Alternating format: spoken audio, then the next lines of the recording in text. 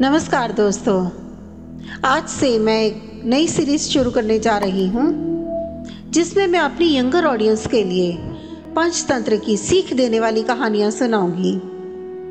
चलिए आगे बढ़ते हैं आज की कहानी की ओर। एक गांव में सुधाकर नाम का एक धोबी रहता था। उसके पास एक गधा था।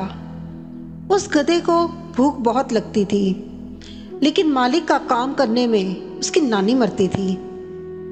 सुधाकर धोबी बेहद निर्धन था और हर समय भूखा रहने वाले अपने गधे का पेट भरना उसके लिए संभव नहीं था। नतीजा, गधा बेहद कमजोर हो गया था। लेकिन क्या करता गधा और क्या करता सुधाकर?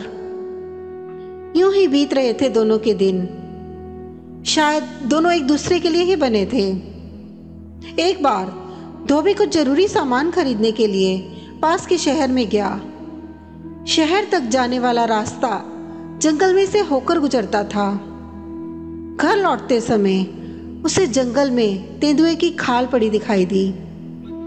उसे देखते ही उसके दिमाग में आया गधे की भूख शांत करने का एक विचार। उसने वह खाल उठा ली। रात होने पर उसने वह तेंदुए की खाल गधे को उड़ा दी और उसे पास के खेतों में चरने को छोड़ दिया। किसानों ने जब खेतों में तेंदुए को टहलते देखा तो मारे भय के वहां से भाग निकले। रात भर गधे ने पेट भरकर खाया और पौ फटने से पहले घर की ओर चल दिया। महीनों तक यही क्रम चलता रहा। जल्दी ही गधा हट्टा कट्टा व तंदुरुस्त हो गया। कोई भी किसान उसके निकट जाने की हिम्मत नहीं जुटा पाता था। मजे में गुजर रहा था गधे का समय। अब सुधाकर भी खुश था और गधा भी। सुधाकर की चिंता दूर हो गई थी कि गधे का पेट कैसे भरेगा, और रात भर भरपेट खाने के बाद गधा भी मन लगाकर काम करने लगा था।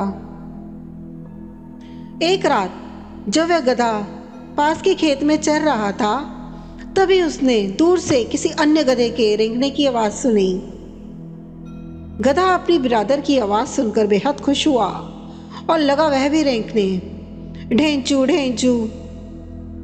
तब किसानों को पता चल गया कि जिसे वे तेंदुआ समझकर डरते चले आ रहे थे, वह वास्तव में गधा है। उन्हें बहुत गुस्सा आया।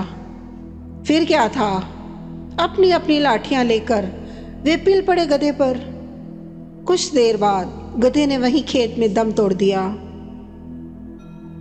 दोस्तों, इस कहानी से हमें यह सीख मिलती है कि सच पर पड़ा झूठ का पर्दा अधिक समय तक नहीं टिकता।